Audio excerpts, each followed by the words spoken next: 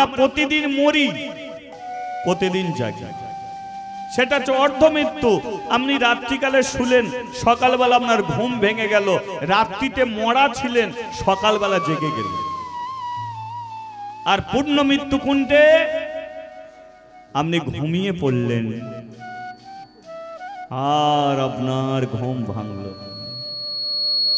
কাঁসর বাজিয়ে, ঘন্টা বাজিয়ে, ঢাক ঢোল বাজিও ঘুম আপনার ভাঙছে না। এটা হয় আপনার জীবনে পূর্ণ মৃত্যু। দয়া বুঝতে পেরেছে যে অর্ধমৃত্যু নয়, পূর্ণ মৃত্যু। কেন মাদ্রি তখনও জানে না মরা কি জিনিস, মরা কি জিনিস। বারবার বলছে, ও বাবা মাকে তুলে নিয়ে চলো না ঘরে, মা কেন তুলসী তলায় ঘুমাচ্ছে, তুলে নিয়ে চলো না। দয়া জানে ও আর ঘরে ফিরবে না, এ ঘর ছেড়ে আর একটা ঘর যাবে শ্মশানে। গ্রামের মানুষগুলো ছুটে এলো, নিয়ে যাচ্ছে শ্মশানে। মাদ্রি বলল, আমার মা যাচ্ছে কোথায়? দয়া বলল, যেখানে গেলে জীবনের কষ্ট থাকে না, দুঃখ থাকে না, সেই জায়গায় চলে গেল। মেয়েটা কি করবে? দয়া বলল, চ মাদ্রি, তোকে এক জায়গায় নিয়ে যাব। মা মরা মেয়েটাকে নিয়ে গেল কোথায়? জমিদারের বাড়িতে। জমিদার বাবু, কিরে দয়া, এটা কে? এটা আমার মেয়ে।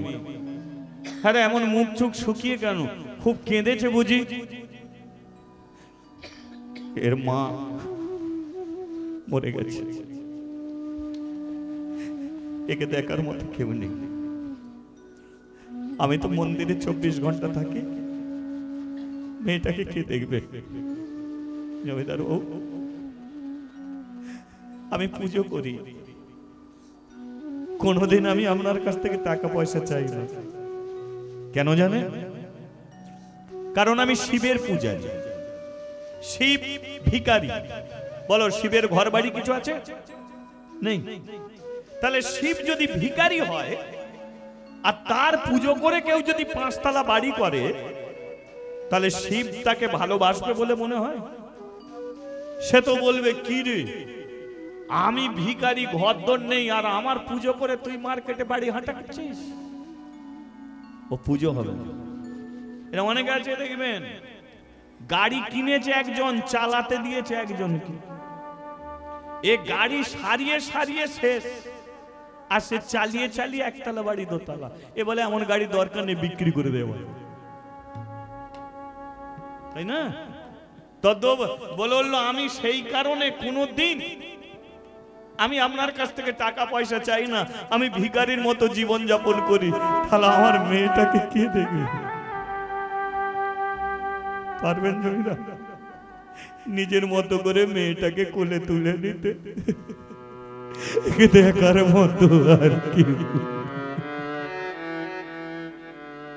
জমিদারের স্ত্রী ছুটে এসেছে, বলল, জমিদার বাবু, সেই জন্য বলেছিলাম মন্দির করো। দেখো, শিবের কৃপা এটাকে বলে। কোনদিন তো আমাদের রক্ত মাংসের গর্ভে সন্তান দিল না, কিন্তু শিব কৃপা করে দেখ একটা রক্ত মাংসের সন্তান আমাদের ঘরে পাঠিয়ে দিল। তাই ভগবানের জন্য কেউ যদি করে, ভগবান তাকে কিছু ফিরিয়ে দেয়। ভগবানকে কেউ যদি 2 হাতে দেয়, ভগবান হাজার হাজার হাত দিয়ে তার মনের ইচ্ছা পূর্ণ করে। কি নাম তোর? মাদ্রি। আজ থেকে তুই আমার মেয়ে হয়ে থাকবি। শিবেরই কৃপা, তো তুই আমাকে মা বলে ডাকবি। পরের মেয়ে হোক না, মা তো সবার কাছেই সমান, তাই না? তোর মুখে মা ডাক শুনবো, এটাই বড় আনন্দের কথা। মাদ্রিকে কোলে তুলে নিল কে? জমিদারের স্ত্রী। দয়া শঙ্কর বেঁচে গেল। যাই হোক, আমার মেয়েটা চলে গেছে ওইখানে। জমিদার বলল, দয়া, আমার স্ত্রী যখন মেয়ে বলে কাছে টেনে নিয়েছে, আমি ওর বাবা, আমি ওর বাবা। আমি কথা দিচ্ছি, তোর মেয়েকে সুন্দর জায়গায় বিয়ে দেবো, তোর মেয়ের চোখে জল আমি ঝরতে দেব না, কোনো কষ্ট দেব না। রয়ে গেল কোথায়? জমিদারের বাড়িতে। দয়া পুজো করে, মাতৃর লক্ষ্য করে দেখবেন, হতে পারে জমিদার বাবা, হতে পারে জমিদারের স্ত্রী মা, কিন্তু নিজের গর্ভধারিণী মা তো নেই। নিজের মা আর পরের মা দুটো তফাৎ আছে তো। নিজের বাবা শ্বশুর বাবা দুটো তফাৎ নেই কি গো? নিজের বাবা কি বলে? ছেলের সঙ্গে সম্পর্ক করে, কিরে কোথা ছিলিস তুই বলে সম্পর্ক করে। কেন তুই বলে? কারণ পৃথিবীর মধ্যে দেখবেন ওই বাবাই ছেলেকে সবচেয়ে বেশি ভালোবাসে। আমরা মনে করি তুই বললে বুঝি সম্পর্ক দূরে যায় না, তুই বললেই কাছে আসে। যে যাকে যতটুকু ভালোবাসে সেখানে তুই এসে যায়। মা তার মেয়েকে কি বলে? তুই বলে তো। বলো তো, বিয়ের সময় পাড়া প্রতিবেশীরা সবাই কাঁদলো, কিন্তু বিয়ে হয়ে যাওয়ার পরে মা ঘরের কোণে বসে রুটি করতে করতে কাঁদছে। কেন? মাই তাকে সবচেয়ে বেশি ভালোবাসে বলে। ছেলে অন্যায় করেছে, বাবা গিয়ে চুপি চুপি টাকা দিচ্ছে, বলে যেটা করে ফেলেছে বাদ দে, টাকা পয়সা দিয়ে যাচ্ছিস, ছেলের মান সম্মানটা খাবি না। এটা কে? বাবা। বাবা তুই বলে। তাই ভগবানকে তুই বলতে শিখুন। ভগবানকে শুধু প্রদীপ জেলে লাভ নেই, ধূপ জেলে লাভ নেই, তুই বলুন। যার যেটা অভাব সেটাকে পূর্ণ করুন। কোন মায়ের যদি ছেলে না থাকে ওকে ছেলে বানিয়ে নিন। কোন দাদার যদি ভাই না থাকে ওকে ভাই বানিয়ে নিন। কোন বোনের যদি দাদা না থাকে তাহলে ভাই ফোঁটার দিনকে চন্দনের বাটি নিয়ে ও গোপাল ভাইকে ফোঁটা দিন। দেখবেন ও গোপাল একদিন ফোঁটা গ্রহণ করবেই করবে। তাহলে এখানে নিজের বাবা পরের বাবা। মাতৃর কি করে? মন মরা হয়ে বসে থাকে। জমিদার বলে, হ্যাঁ রে তোর কিসের অভাব? খাওয়া পাড়া তো অভাব নেই, অভাবটা কিসের? না আমি বাবার কাছে যাব। এটা বলতে কি হয়েছে? বাবার কাছে যাবি, চ তোকে মন্দিরে দিয়ে আসি, মন্দিরেই তুই থাকবি, যা ব্যাস। এই দয়া তোর কাছে আসবে বলে মন খারাপ করে বসেছিল, এই নে মন্দিরে দিয়ে যাচ্ছি তোর মেয়েকে। লক্ষ্য করুন, এক এলো জমিদারের বাড়িতে, এবার মাত দিয়ে এসেছে মন্দিরে। দয়া বলে উঠল, শোন মন্দিরে শিবের পুজো করতে হয়, এক কাজ করবি, শিবের পুজো করব, বসে বসে শিবের মন্ত্র শুনবি। আচ্ছা বলুন তো, আজ পর্যন্ত কোন মন্ত্র বাংলা ভাষায় পেয়েছেন কি? বাংলা ভাষায় মন্ত্র আছে কি? ব্রাহ্মণরা পুজো করে যাচ্ছে, বলুন তো কে বুঝতে পারে? কে বুঝতে পারে? শুধু সংস্কৃতি বলেই যাচ্ছে, চাল ডাল নিয়ে যাচ্ছে। মন্ত্রে কি হলো? তোদের মঙ্গল হবে। কজনের হলো? অপরাধ নিও না, ও সংস্কৃতি মন্ত্র বলি বুঝি না, নালে শিয়ালের জন্য গামছা লাগে। বলো, শিয়াল গামছা লাগে? কালীর জন্য ধুতি লাগে? কালী তো মা কালী উলঙ্গ, তার জন্য শাড়ি দিচ্ছ কেন? বলে সংস্কৃতি মন্ত্রে লেখা আছে শাড়ি পরে। বলে আছে, তাহলে দিতে হবে। শিব ধুতি পরছে, ধুতি পরে? বলে মন্ত্রে লেখা আছে দিতে হবে, আমরা বুঝি না, দিয়ে দিই। তাহলে বাংলায় আজ পর্যন্ত কোনো মন্ত্র নেই। এখানে মাতৃকে বলে কিনা তুই মন্ত্র শোন। এবার পুজো করছে দয়া, এর মন্ত্র কিছু বুঝবে? কি ইড়বিড় করে বাবা বলে কে জানে, ও সব করে লাভ নেই।